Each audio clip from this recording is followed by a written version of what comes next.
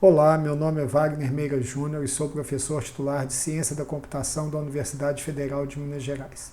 Sou também um dos coautores do livro Data Mining and Machine Learning, Fundamental Concepts and Algorithms. Hoje nós vamos concluir aqui o capítulo 17, que fala sobre a avaliação e validação de agrupamentos e algoritmos de agrupamento. Em particular, nós vamos falar sobre a questão de estabilidade do algoritmo de agrupamento e como determinar a tendência de agrupamento em bases de dados. A grande ideia, o grande objetivo por trás da avaliação da estabilidade do agrupamento é que quando nós verificamos agrupamentos obtidos a partir de várias bases de dados amostradas a partir do mesmo dado original, os resultados devem ser semelhantes ou estáveis. Então, é uma lógica bastante clássica de randomização que nós empregamos aqui e temos que avaliar até certo ponto se ela tem sido efetiva ou não. Uma outra estratégia é que estabilidade também pode ser um critério utilizado para determinar um bom valor para K, que é o número correto de agrupamentos. Na prática, nós vamos gerar T amostras de tamanho N, amostrando a partir de D com reposição. Isso é um artifício que vai ser utilizado para fins de classificação também, e ele tem toda uma série de propriedades e características que nos permitem inferir sobre os resultados e a qualidade dos resultados obtidos. Seja CKDI o agrupamento obtido a partir da amostra DI para um dado valor de K. A seguir, nós comparamos a distância entre todos os pares de agrupamentos CKDI e CKDJ, usando algumas das medidas de avaliação externa que nós vimos no início do capítulo. A partir desses valores, nós calculamos a distância pareada esperada para cada valor de K. Finalmente, o valor K' que exibir o menor desvio entre os agrupamentos obtidos em termos dos datasets reamostrados é a melhor escolha de K, porque ele exibe a maior estabilidade. Então, ou seja, considerando todo esse arranjo amostral, aquela base de dados que demonstrar o menor desvio, ela é a mais interessante em termos de estabilidade.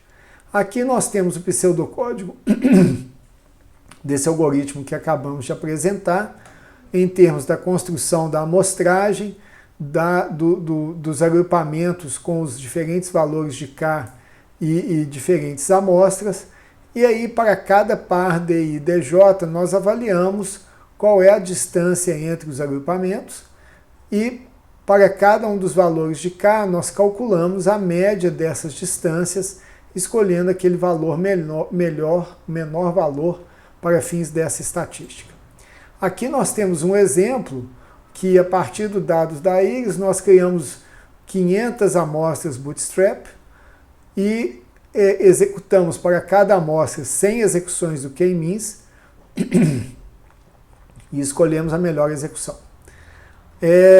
Aqui nós então utilizamos duas das métricas que estudamos em termos de medida externa, o Fowlkes-Mallows e a variação de informação, e ambas confirmam que K igual a 2 provê os valores mais estáveis, uma vez que nós temos aqui a similaridade entre os agrupamentos, ela acaba sendo o melhor valor nesses casos. Tá? Agora nós vamos falar um pouco sobre tendência de agrupamento, onde a pergunta é, dada uma base de dados, quão difícil ou quão fácil ela é em termos de agrupamentos. Quando nós falamos de tendência de agrupamento, nós queremos verificar o quanto que já há grupos naturais dentro daquela base de dados. Então, seja x1 a xd as 10 dimensões da base de dados, e seja b o número de bins em cada dimensão, nós dividimos esta dimensão em b bins equivalentes, muito parecido com o que fizemos em termos da grade, quando usamos para fins de agrupamento.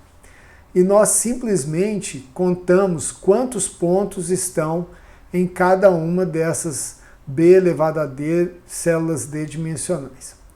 A partir desse histograma espacial, nós obtemos, como esperado, a distribuição de probabilidade conjugada empírica para a base de dados, expressa por essa expressão aqui, onde cada um dos valores de I denota um índice da célula com I de J, trabalhando o índice do bin em cada uma das dimensões. Bom, a partir desse primeiro histograma, então, como que nós avaliamos a tendência de agrupamento? Nós vamos gerar T amostras aleatórias, cada uma com N pontos, dentro do mesmo espaço D-dimensional que os dados de entrada D. Seja RJ a jésima amostra. Nós então calculamos a distribuição de frequência empírica GJ de I para cada um dos RJs.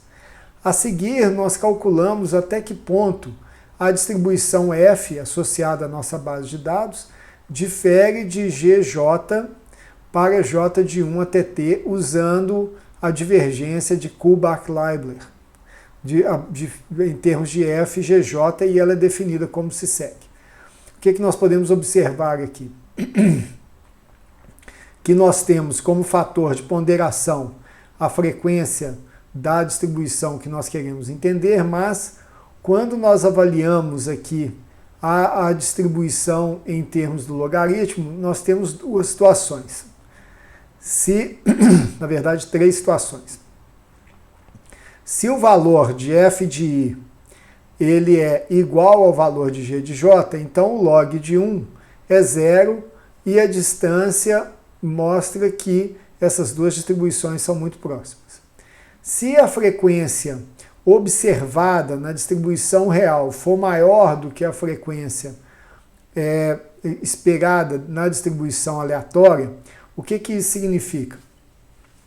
Que há uma concentração de pontos naquele bin, né? E nesse caso a distância vai aumentar, né?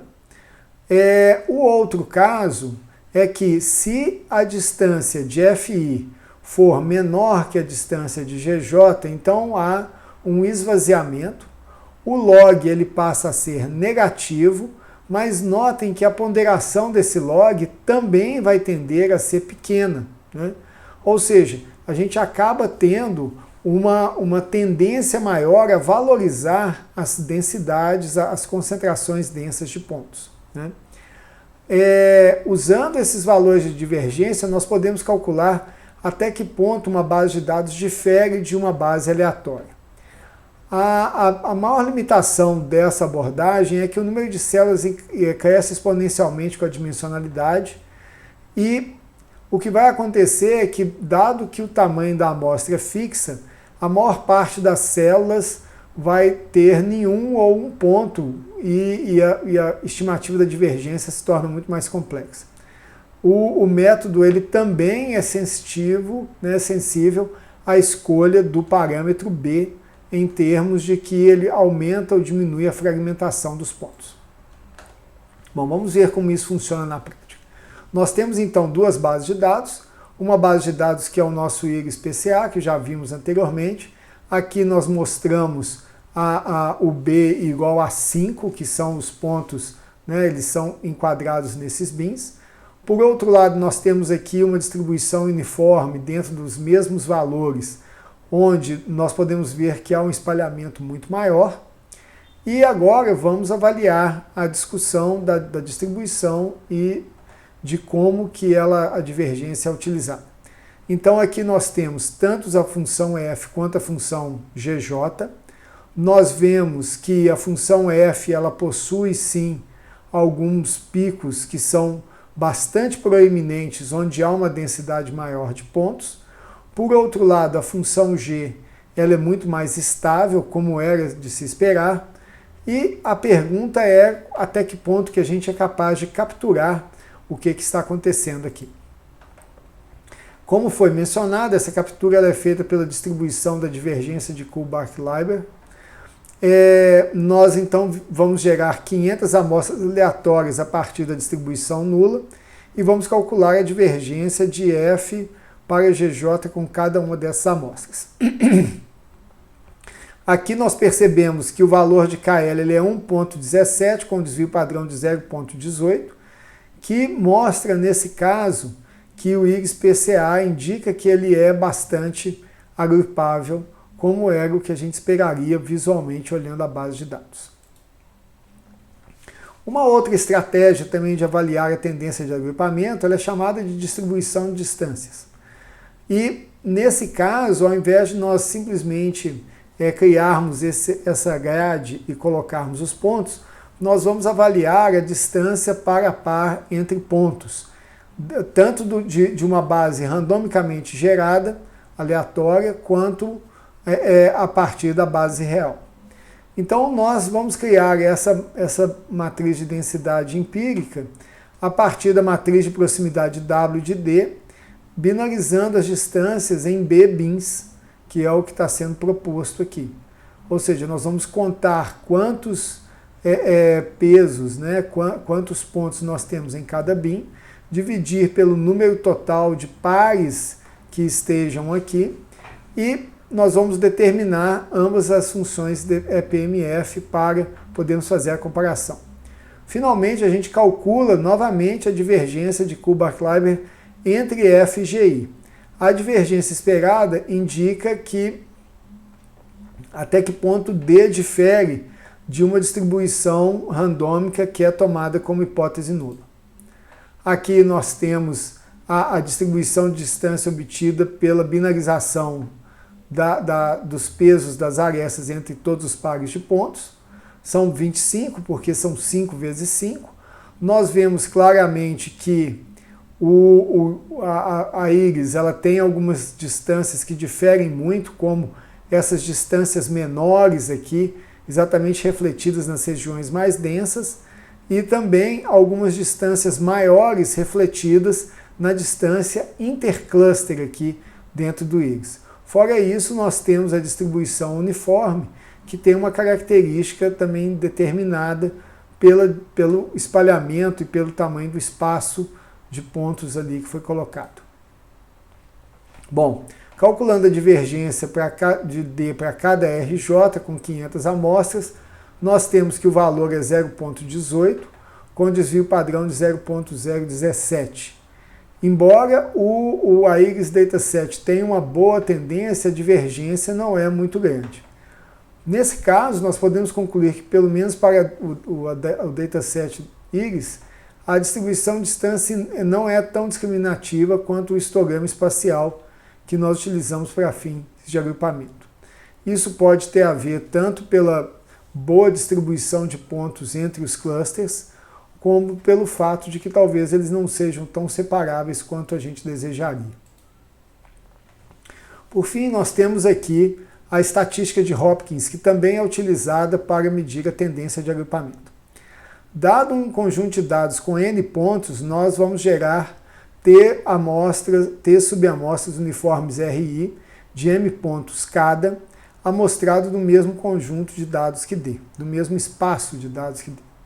Nós também vamos gerar T subamostras de M pontos diretamente a partir de D, usando a amostragem sem reposição. Seja DI a nossa subamostra direta, a nossa iésima subamostra direta. A seguir, nós vamos calcular a distância mínima entre cada ponto XJ de DI e pontos em D.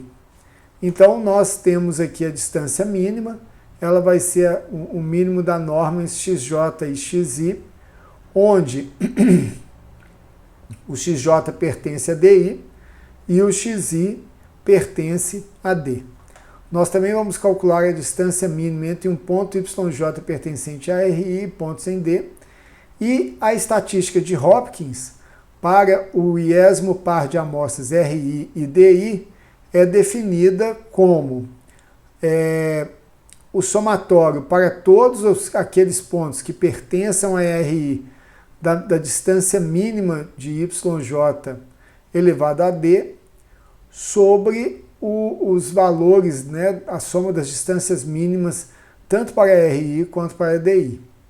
Ou seja, se o dado for bem agrupado, nós esperamos que a distância mínima de XJ seja menor comparada à distância mínima de YJ. E o HS de I vai tender a 1. Por quê? Porque aqui o Y ele é aleatório. Então, quanto melhor for o agrupamento, menor vai ser o conjunto de distância associada a XJ, demonstrando que ele é significativamente diferente da geração de dados aleatórios. Aqui nós temos então a estatística de Hopkins, temos 500 amostras de pontos, o tamanho da subamostra é 30, e aqui nós temos as probabilidades dos valores da estatística de Hopkins. Ela, dentro desse cenário aqui, ela tem uma média de 0,935 de média e um desvio de 0,025. Uma vez que a estatística tem um alto valor, nós concluímos que a base de dados IRIS tem uma boa tendência de agrupamento, como era de se esperar. Bom, com isso nós concluímos as estratégias de avaliação de agrupamentos e percebemos ao longo do capítulo que há uma grande variedade de estratégias, técnicas, critérios e que a escolha dessas estratégias e critérios ela deve ser feita levando em consideração qual é a finalidade da atividade de agrupamento e quais são os critérios interessantes de serem trabalhados dentro desse processo.